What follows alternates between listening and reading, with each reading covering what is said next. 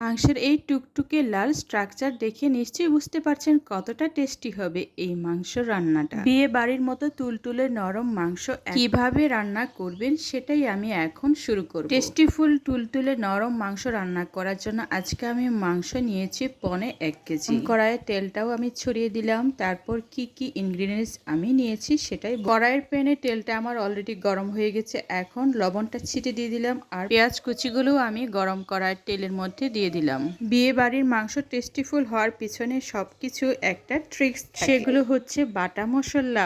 মাংসের মধ্যে বাটা মশলা ব্যবহার করলে অসাধারণ টেস্টিফুল রান্না হয়। আজকের মাংস রান্না করার জন্য অনেকগুলো পেঁয়াজ কুচি করে কেটে রেখেছি। এক মজাদার রান্না তৈরি করার জন্য পেঁয়াজ ভাজাটা কিন্তু খুবই গুরুত্বপূর্ণ বিষয়। রান্নার পূর্বে পেঁয়াজ কুচিগুলো অনেক সুন্দর করে ব্রাউন কালার করে ভাজতে হয়। বিয়ে বাড়ির মাংস এত টেস্টি হওয়ার পিছনে বাটা মশলা খুবই গুরুত্বপূর্ণ কাজ করে। বাটা মশলা দিয়ে রান্না করলে যে কোনো মাংসের টেস্ট আর সুগন্ধিতে ভরপুর থাকবে। কথা যদি বিশ্বাস না করেন আপনি নিজেও ট্রাই করে দেখতে পারেন। বাটা মশলা দিয়ে মাংস রান্না করলে মাংস খুবই টেস্টিফুল হয়। পেঁয়াজ কুচিটা আমার ভাজা হয়ে গেছে।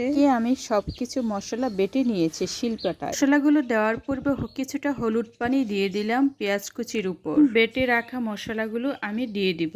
রসুন যেটা আমি শিলপাটায় থেতলে কিছুটা বেটে রেখেছিলাম ওটা দিয়ে দেওয়ার পর এখন আমি দিব হচ্ছে এটা জিরা বাটা। সব মশলায় পরিমাণ মতো আমি আগে থেকে বেটে রেখে দিয়েছি। এটা হচ্ছে হলুদ বাটা। হলুদটা আমি শিলপাটাও বেটে নিয়েছি আজকে, যাতে করে লেগে না যায় সেই কারণে আমি একটু নেড়েচেড়েও দিলাম। পরে যেটা দিব সেটা হচ্ছে আদা বাটা। শিলপাটাই এটাও আমি বেটে নিয়েছি। এভাবে সব ধরনের মশলাই আমি বেটেছি। আরো কিছু মশলা আছে, এটা হচ্ছে শুকনো মরিচ বাটা।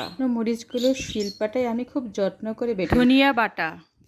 অবশেষে লাস্টে যেটা দিব সেটা হচ্ছে গরম মশলা বাটা। মশলাগুলো যদিও দানাদার থাকে তারপরও কষ্ট করে হলেও বেটে নিয়েছি আজকে রান্না করার জন্য। সবসময় টাটকা মশলা বেটে রান্না করে থাকি। টাটকা মশলা বেটে রান্না করার মধ্যে একটা শান্তি থাকে।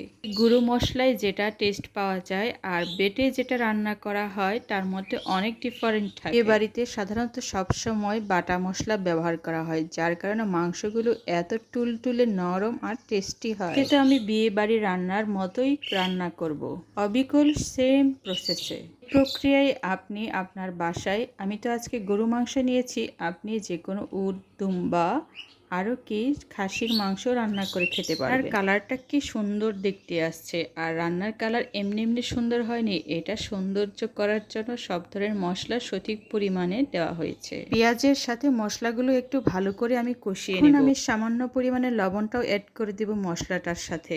লবণটা দিয়ে দেওয়ার পর আমি দেখতে পাচ্ছি কালারটা কিন্তু অনেকটাই সুন্দর আসছে। রান্নার কালারটাও কিন্তু একটা রুচির ব্যাপার। আর এটাতে কিন্তু মনে হয় যে রান্না আরো টেস্টিফুল হবে আর আরো সৌন্দর্য বাড়বে রান্নার। মশলাগুলো মিডিয়াম তাপে আমি হালকা করে কষিয়ে নিব। মিডিয়াম আঁচে মশলাটা কষিয়ে নিলে খুবই ভালো হয়, নিচে লেগে যায় না, মশলার ঝোলটাও ঘন হয়ে যায়। আছে ঠিক এইভাবে কিছুক্ষণ আমি মশলাটা ভালো করে কষাবো। মশলা কষানোর সময় খেয়াল রাখতে হবে কোনো মতেই যাতে নিচে লেগে না যায়। রান্নার এই প্রক্রিয়াটা কিন্তু খুবই একটা সুন্দর প্রক্রিয়া আর অতি যত্নের একটা প্রক্রিয়া। কাজটি যত যত্ন সহকারে করবেন ততই আপনার রান্নার আমেজটা আরো সুন্দর হবে। আর মশলার গ্রেভিটা আমি আরেকটু ঘন করার জন্য আরেকটু মিডিয়াম আঁচে রেখে দেব। আপনার এই প্রসেস আর প্রক্রিয়াটি খুবই সুন্দর আর খুবই যত্নের হয়। যত্ন সহকারে এই প্রক্রিয়াগুলো আমার করতে খুবই ভালো লাগে। মশলাটা কষানোর জন্য আমি আরেকটু পানি দিয়ে দিয়েছি। পানিটা দিয়ে দেওয়ার পর চামচটা দিয়ে আরেকটু নেড়েচেড়েও দিলাম যাতে সব মশলা আর পানি একসাথে মিশে যায়। মাংস রান্নার ক্ষেত্রে এই গ্রেভিটা যত সুন্দর হয় ততই টেস্টিফুল হয় মাংস রান্না।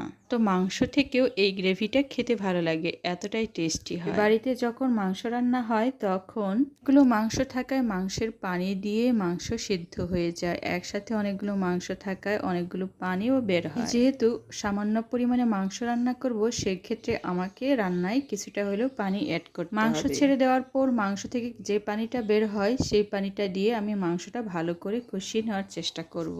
গ্রেভিটা আমার অনেকটাই সুন্দর হয়ে আসছে আর দেখতেও কিন্তু কালারফুল হয়ে গেছে। সেই গ্রেভিগুলো ঠিক এভাবেই অনেক টেস্টিফুল হয় আর খুব যত্ন সহকারে রান্না করায় আরো টেস্ট বেড়ে যায়। রাখা মাংসগুলো পরিষ্কার হাতে আমি রান্নায় তুলে দিলাম।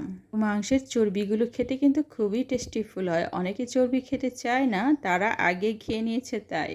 মাংসের শক্ত চর্বিগুলো খেতে কিন্তু খুবই টেস্টিফুল হয়। আমার পরিবারে আমার বাচ্চার বাবা খুবই পছন্দ করে ওই শক্ত ধরনের চর্বিটা। মাংসগুলো এবার ছেড়ে দিয়েছি। এখন আমি একটা চামচ দিয়ে এটা নাড়িয়ে চাড়িয়ে নেব। মাংসটা ছেড়ে দেওয়ার পর আমি দেখছিলাম যে আমার গ্রেভিটা কতটা ঘনত্ব হয়েছে, খুব সুন্দর। এখন মাংস থেকে ধীরে ধীরে অল্প অল্প করে নিজে থেকে পানি বের হয়ে যাবে। চামচটা দিয়ে ভালো করে নেড়েচেড়ে নেওয়ার পর আমি একটা ভালো ঢাকনা দিয়ে এটা ঢেকে দেব। ঢাকনাটা দেওয়ার পূর্বে আমি সামান্য পরিমাণে কিছু পানিটাও অ্যাড করে নিয়েছি। এইবার পানিটা দিয়ে দেওয়ার পর আমি ঢাকনাটা এখন দিয়ে দিই। ঢাকনাটা দিয়ে দেওয়াতে এখন স্ফুটনাঙ্ক অনেক সুন্দর হবে আর মাংসটাও ধীরে ধীরে সিদ্ধ হয়ে যাবে। সবসময় মাংস রান্না মিডিয়াম আঁচে করে থাকি। মিডিয়াম আঁচে রান্না করলে মাংসের সিদ্ধটা খুব সুন্দর হয় আর ফ্লেভারটাও খুব সুন্দর আসে, তুলতুলে নরম। রান্নার কালারটাও কিন্তু খুব সুন্দর আসছে। আর কালারটা নিয়ে আসার জন্য সবকিছু আমি সঠিক পরিমাণে দিয়েছিলাম। এর ফ্লেভার বৃদ্ধি করার জন্য আমি কি করেছি, কিছু কাঁচামরিচ ধুয়ে রেখে দিয়েছি। মরিচটা মাংসের উপর আমি দিয়ে দিলাম আর একটু চামচ দিয়েও নেড়েচেড়ে নিচ্ছি। তখনই দিতে হয় যখন দেখা যায় যে মাংসের অর্ধেক রান্না হয়ে গেছে, ঠিক তখনই কাঁচামরিচটা আমি দিয়ে দিই। এভাবে কাঁচামরিচটা দিয়ে দিলে মাংসের ফ্লেভার খুব সুন্দর হয় আর খাওয়ার সময় গোটা গোটা কাঁচামরিচ খেয়ে নেওয়া যায়। মরিচগুলো এখন ভাঙবে না কিছুতেই। আর আপনি যদি মনে করেন যে কাঁচামরিচটা আমি সবটাই গুঁড়ো করে দেবো রান্নার সাথে, তখন অনেক আগে থেকেই দিয়ে দিবেন। তো আজকে আমি শুকনো মরিচ বেটে দিয়েছি, সেই ক্ষেত্রে আমি আমার ঝালের পরিমাণটা মাপ রেখে কাঁচামরিচটা পরে দিয়েছি। ধাপটা আমার খুবই ভালো লেগেছে, কাঁচামরিচটা গোটা গোটা থেকে যাবে। এই ধরনের মাংস রান্না আপনি কিন্তু আপনার রান্নাঘরেও করতে পারেন। এইবার আমি পানিটাও অ্যাড করে দিলাম মাংসতে। পানিটা দিয়ে দেওয়ার পর আমি একটা বাটিতে, এটা হচ্ছে বাদামের গুঁড়োটা আমি মাংসের মধ্যে দিয়ে দিলাম। এটা হচ্ছে কাজু বাদাম আর চীনা বাদাম একসাথে মিক্স করে আমি ব্লেন্ড করে নিয়েছিলাম। বাড়িতে ঠিক এই ধরনের বাদামের রস ব্যবহার করা হয়। আর হাতের নাগালে যে কোনো ধরনের বাদামের গুঁড়ো আপনিও ঠিক এইভাবে ব্যবহার করতে পারেন। পূর্ণাঙ্গ বৃদ্ধি করার জন্য আমি ঢাকনাও দিয়ে দিয়েছি। অবশ্যই মিডিয়াম আঁচে রেখে দিতে হবে, তা না হলে নিচে লেগে যেতে পারে। গরু মাংস ভালো সিদ্ধ হওয়ার জন্য সবসময় ঢাকনা দিয়ে রান্না করতে হয়। দিলে গরু মাংস তুলতুলে নরম আর টেস্টি হয়। নিচটা দিয়ে আমি বারবার ঠিক এইভাবে নেড়ে দিয়েছি অনেক। এইভাবে বারবার নেড়ে চেড়ে দিলে ভিতরের দিকে নিচের দিকে কোনোভাবেই লেগে থাকে নিচে যাতে লেগে না যায় সেদিকে ভালো করে খেয়াল রাখতে হবে। আঁচটা আমি মিডিয়াম থেকে অনেকটা কমিয়ে দিব। সেদিকে হালকা আঁচ রাখলে মাংসটা খুব সুন্দর নরম হয়ে যায় খুব ধীরে ধীরে। এটা মাংস রান্নার ক্ষেত্রে খুবই কার্যকরী একটা প্রক্রিয়াটা আপনি নিজেও আপনার রান্নাঘরে ট্রাই করে দেখতে পারেন। দামটা দিয়ে দেওয়ার ফলে আমার রান্নার কালার আর গ্রেভিটা অনেকটাই ঘন হয়ে গেছে। এটার দিকে আমি আরেকটি কাজ করব, যে কাজটি আমি আপনার সাথে শেয়ার করতে চলেছি। এই কাজটি করলে রান্নার কালারটা অনেক সুন্দর চলে আসে। লবণটা দিয়ে দেওয়ার পর একটা কাজ করেছি, এটা হচ্ছে গুঁড়ো দুধ উপরের দিকে আপনি ছিটিয়ে দিতে পারেন। দুধটা দেওয়ার পর নাড়াচাড়া করার কোনো প্রয়োজন নেই, আস্ত ঢাকনা দিয়ে রাখতে হবে। তখন তো আপনার চুলা তো বন্ধ হয়ে গেছে, তাই না? বন্ধ থাকা অবস্থায় গুঁড়ো দুধ। আর লাস্টে আমার রান্নার ফিনিশিংটা এত কালারফুল, এত তুলতুলে নরম মাংস, যে বুঝতে পারছেন কতটা টেস্টি রান্না করেছি আজকে। বাড়ির মতো এমন টেস্টিফুল রান্না এখন খাওয়ার জন্য বিয়ে বাড়িতে আর যেতে হবে না, আপনি আপনার রান্নাঘরে করে খেতে পারবেন। নিজেও খাবেন আর পরিবারের সবাইকে খাওয়াবেন। যারা আমার ফুল ভিডিও দেখেছেন তাদের প্রত্যেককে অনেক অনেক ধন্যবাদ।